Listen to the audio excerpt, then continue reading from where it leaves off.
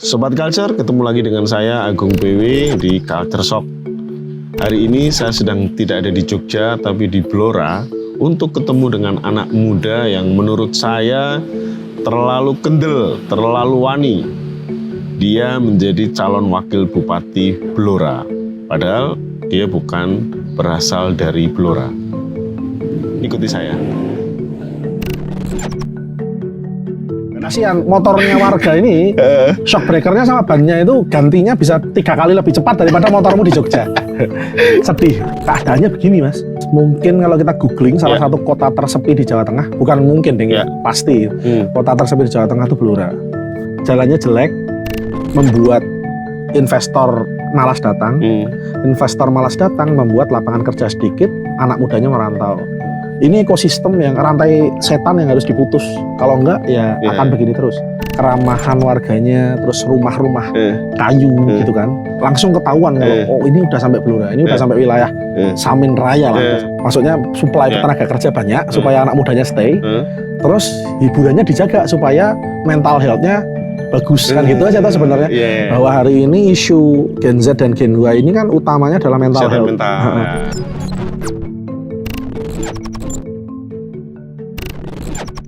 Sobat Culture, seperti yang tadi saya katakan, saya akan berjumpa dengan anak muda yang saya pikir ngajak ketemuannya itu di tempat makan atau tempat wisata.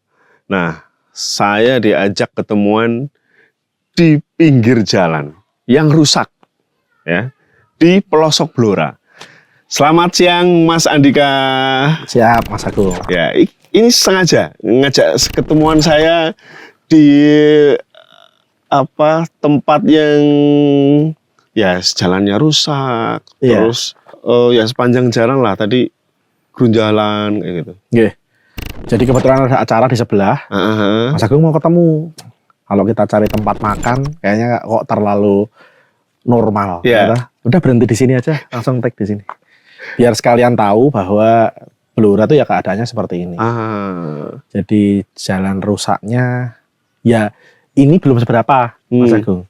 Sedangkan mungkin misalnya pulang mungkin bisa lewat di jalan menuju Desa Blangklean gitu. Itu mungkin kalau ini skalanya 3 itu 10 lah, 9 lah. Lebih parah lagi. Padahal ini menurut saya sudah parah. Iya, parah banget ini. Tapi ya jangan dibandingkan Jogja. Ini kalau dibandingkan Jogja udah bagus itu. Udah jelek sekali hitungannya. Iya, tapi menurut saya ini Mas, ya muncul di benak saya bagaimana seorang Andika yang ya lebih banyak di kota lah kegiatannya, terus tertarik nih masuk di Blora.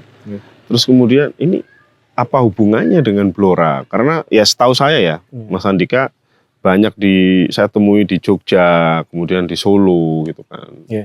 Kenapa Blora? Blora yang pertama karena kesatria, kalau menurut komandan itu menikah dengan tugas. Tugasnya di Blora. Itu pertama. Tapi yang kedua, jadi ada 2 jalur nih. Yang pertama itu adalah kalau jenengan baca sejarah, ada Babat Tanah Jawa, ada Babat Diponegoro, ada namanya Babat Mangkunegaran. Ada satu daerah di Blora yang masuk wilayah, masuk ke buku Babat Mangkunegaran, namanya Japah, Desa Kalinanas. Itu pinggirnya hutan, sekarang dibangun bendungan Randu Gunting di situ. Itu tertulis dalam Babat Mangkunegaran bahwa salah satu medan perang Pangeran Sambernyowo dulu, Mangkunegara I, itu bisa jadi sebutan Sambernyowo itu. Salah satunya diperoleh di perang waktu di Japah.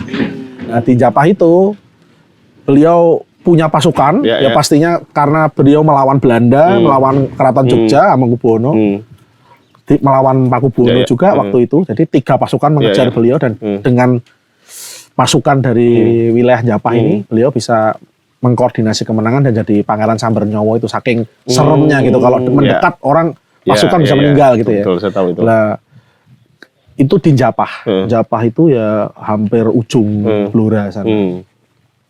Menuju menuju perbatasan. Lah itu kebetulan eyang saya, Pangeran Sambernyawa I itu eyang saya, eyang nomor mungkin 8 keturunan ke atas. 8 atau 9 aku lupa. Itu yang pertama. Nah yang kedua, kebetulan omku ini dapat bule orang Cepu. Cepu ini juga keluarga besarnya, itu termasuk ada banyak saudagar di situ. Jadi bule saya itu sama Pak Mukti Ali, mantan Menteri Agama itu juga saudara. Jadi kalau ditarik bule saya ini ya sampai ke apa namanya Raden Aryo Jipang. Kalau kita sebut di sini Aryo Jipang, kalau di Jogja kita sebut Arya Penangsang. Oke. Gitu. Ya, nah tadi kan selain penugasan lah, kemudian di Blora kan sejak beberapa tahun yang lalu lah. Nah artinya kan belusuan itu bukan hanya hari-hari ini ya. Ketika sudah diputuskan bahwa Mas Andika jadi calon wakil bupati gitu kan. Tapi sebelumnya pasti kan sudah belusukan itu kan. Terus apa yang dilihat dari Blora sampai kemudian saya perlu nih, saya selain tadi ya tarikan sejarah, leluhur dan sebagainya gitu kan. Ya keadaannya begini Mas, bahwa mungkin kalau kita googling salah satu kota tersepi di Jawa Tengah, bukan mungkin deh pasti kota tersepi di Jawa Tengah itu Blora. Kenapa kok sepi? Ya karena anak mudanya memilih untuk merantau. Urbanisasinya tinggi sekali. Urbanisasinya tinggi. Jadi kalau mungkin simpel lah tim Mojok melakukan survei itu ada anak muda itu ditanya cita-citanya habis lulus SMA ngapain gitu. Kemungkinan ya sedikit persen akan bilang kuliah, sebagian banyak akan cari kerja di luar kota. Betul, dan bukan hanya di luar kota, kalau setahu saya banyak juga yang baru pendidikan menengah awal mereka di luar negeri dan sebagainya. Betul.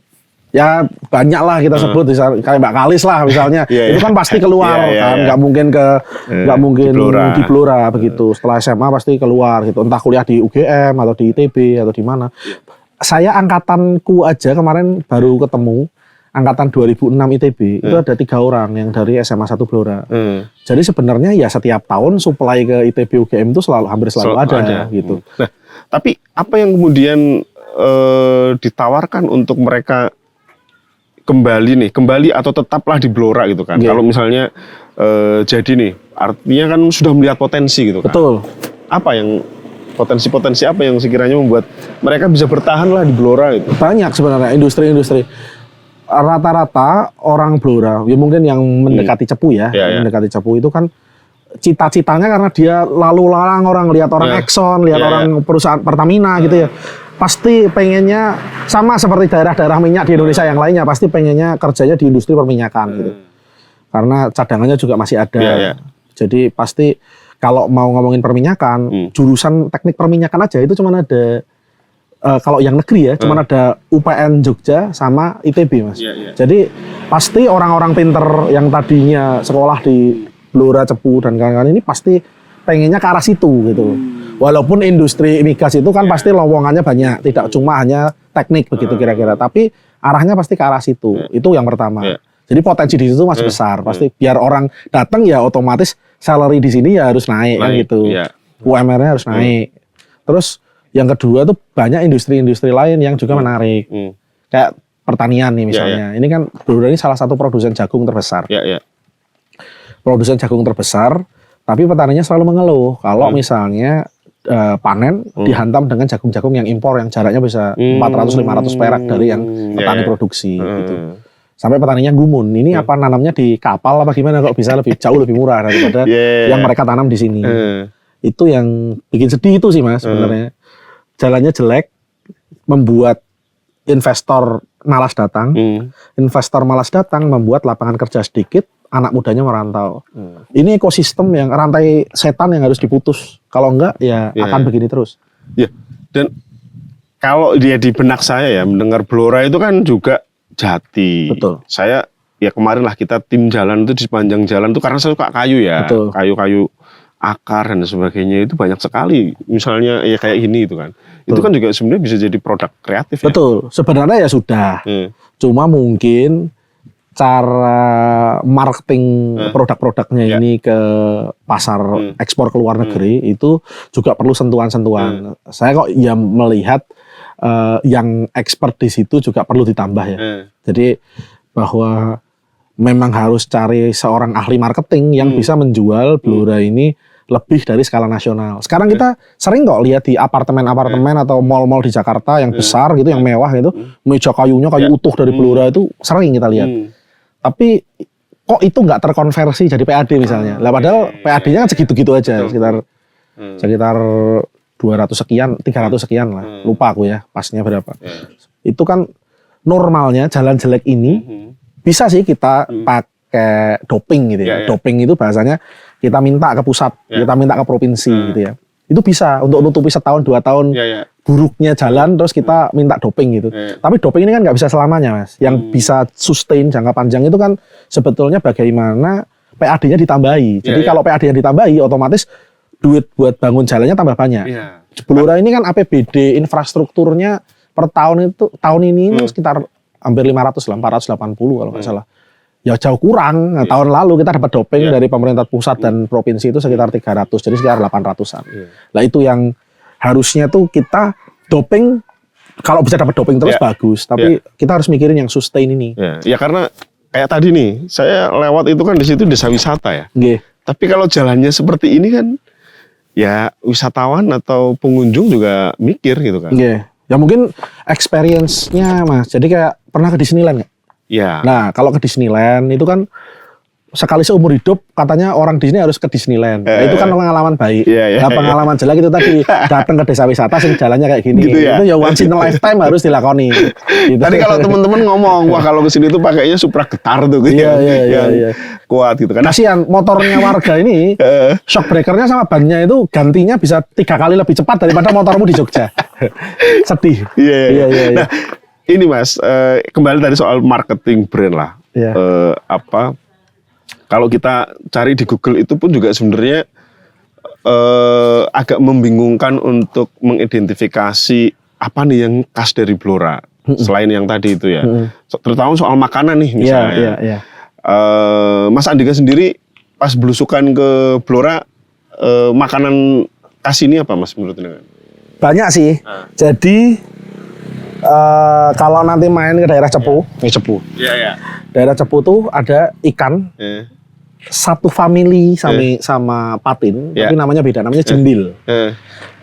Ini prospek sebetulnya. Kalau kita bisa ibaratnya semi engineering supaya populasinya nambah, dia kan jadi makanan yang nggak begitu langka kan sebetulnya, wong bisa dikembangbiakkan.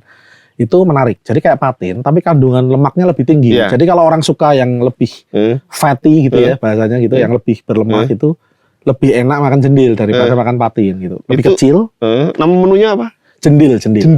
Nah, itu kan tadi nggak kita temukan juga ketika teman-teman searching gitu kan. Kita ada yang menurut saya tadi pagi misalnya saya ke pasar gitu kan, nemu namanya kopi kotok gitu kan. Itu kan juga salah satu ciri khas dari Blora, Cepu lah terutama ya, yang model dia membuat kopi. Itu juga ternyata sedikit artikel yang membahas itu gitu kan. Terus kemudian kemarin kita teman-teman makan asem-asem itu kan, yang pakai daun kedondong gitu. Betul.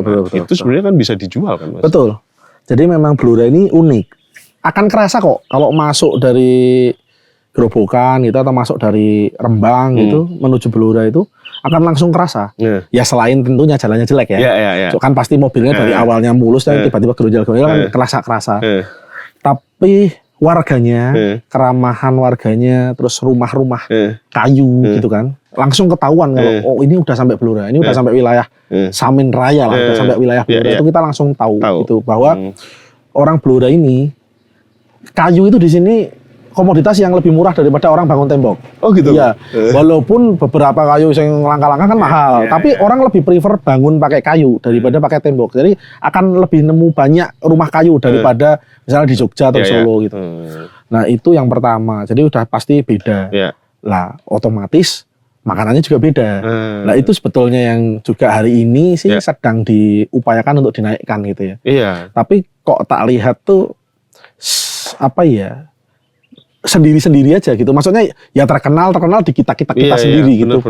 Bukan dijual keluar supaya traveler itu masuk gitu. Padahal itu sekarang kan jadi salah satu kuliner lah, salah satu daya tarik yang bisa mendatangkan orang bahkan dari berbagai daerah ya. Dia bahkan mengeluarkan uang yang nggak sedikit, yang penting dia makan sesuatu yang memang yang menurut dia enak gitu. Nah tadi tuh Mas, ini kan kaos Perugia ya? Iya, ini Perugia. Suka ini Liga Calcio? Iya, ya Calcio dulu waktu Lazio masih fans. Sekarang Chelsea, sekarang Premier League. Tapi kebetulan ini kan lagi blokor nih, lagi blokor. Buka-buka lemari lagi ternyata jerseyku banyak juga. Tak pakai lagi karena ini kebetulan acara-acara kampanye ini banyak yang pagi dan sore, jalan sehat gitu-gitu. Pakai jersey aja kayaknya lebih asik gitu. Jadi sekalian tak branding aja. Kebetulan dari 4 calon ini nggak ada yang muda, yang muda aku tok. Jadi, wah katanya kok nggak ada yang sense-nya ini ya. Udah tak pakai, aku pakai jersey aja lah biar jadi ciri khas juga gitu. Dan itu cepu itu ada. Ini Perugia, ini tahun 96-97 kalau nggak salah. Dulu Gattuso loan di sini di Perugia. Nah, sponsornya itu cepu. Sepertinya ini tuh semacam bimbel untuk masuk ke universitas di Eropa sana. Disingkat namanya cepu. Gitu. Wah asik ini kecamatan Blora nih tak beli. Nah, soal anak muda, bagaimana Mas Andika ngelihat soal anak muda ya? Energi anak muda di Blora sendiri itu seperti apa dan apa kira-kira akan seperti apakah nih anak muda di Blora? Sebenarnya anak muda tuh simpel sih, dipenuhi kebutuhannya soal kerjaan. Maksudnya supply tenaga kerja banyak supaya anak mudanya stay. Terus hiburannya dijaga supaya mental health-nya bagus kan gitu aja tuh sebenarnya. Bahwa hari ini isu Gen Z dan Gen Y ini kan utamanya adalah mental health. Lah mental health ini kan non sewu nih, nggak cuma spiritual gitu ibaratnya, nggak cuma dibawa ke ranah spiritual saja, secara agama saja, tapi juga kebutuhan hiburan yang lain juga harus dipenuhi gitu. Misalnya bola lah, ini kan ngomong ke jersey ya, langsung bal-balan gitu.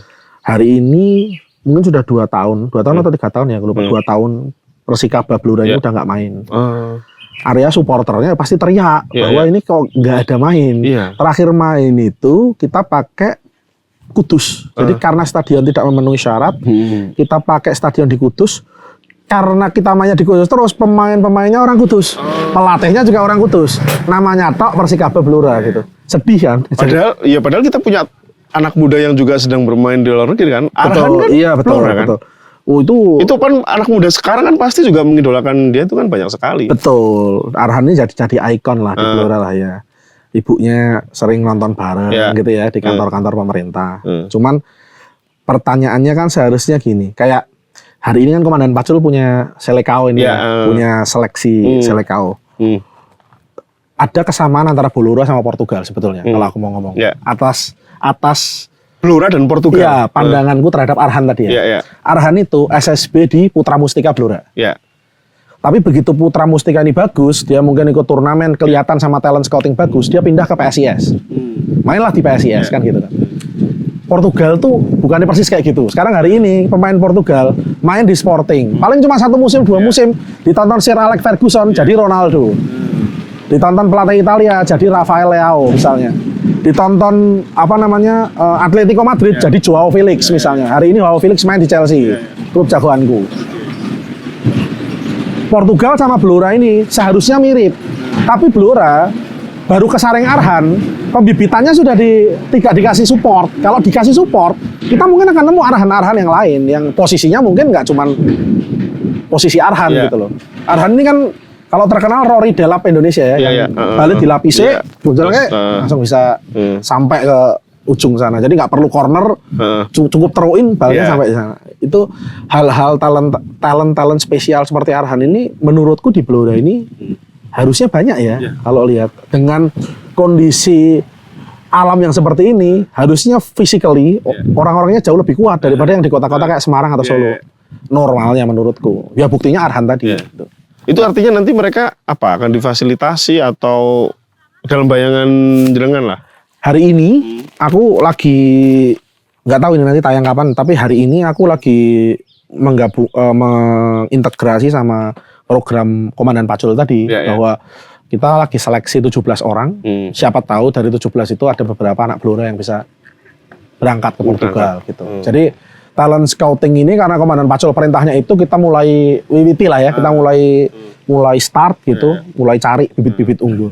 Nantinya harapanku jangan sampai kalau nanti tiba-tiba insya Allah misalnya kita menang gitu ya, APBD kita alihkan banyak ke sepak bola, Persikaba main lagi misalnya, stadion kita punya misalnya. Persikaba main, tapi pemainnya pemain impor-impor lagi, dari Kudus lagi, dari Semarang, dari Jepara lagi, dari Pati lagi.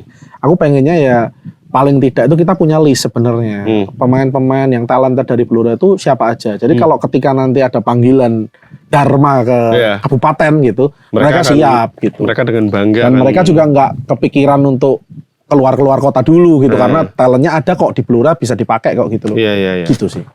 Nah, kalau tadi ya soal APBD ya, kalau jenengan lihat postur lah, pasti sudah lihat-lihat kan, bagaimana postur anggaran di Blora di 2024 terus ke depan. Apa yang harus diperbaiki atau apa yang harus sebenarnya bisa dimaksimalkan dari APBD itu?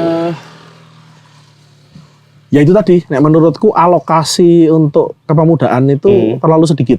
Terlalu sedikit. Iya kayak Persikaba tadi itu APBD-nya kan dikit banget Mas. Aku nggak usah ngomong lah berapa nanti jenengan malah shock nanti karena APBD di tempat-tempat lain itu untuk bola tuh cukup besar. Jadi ASKAP PSSI-nya itu ya, itu juga programnya jadi agak banyak. Kalau kayak gini kan ya nunut provinsi aja, provinsi lagi piala gubernur, piala bupati itu kan.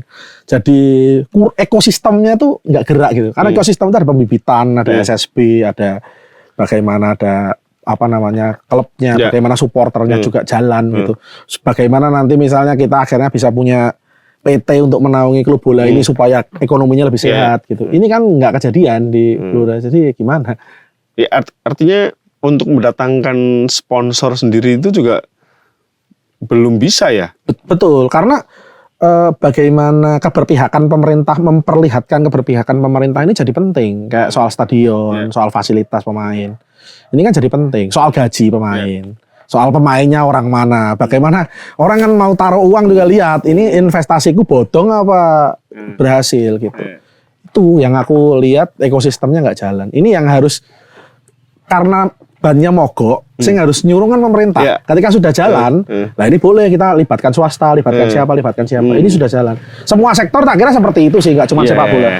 Nah, ini kan Mas Andika berpasangan dengan Mbak Abu ya, tokoh senior di Blora lah. Gitu kan. Nah, biasanya kan di awal ini misalnya terpilih atau masyarakat memberi amanah lah.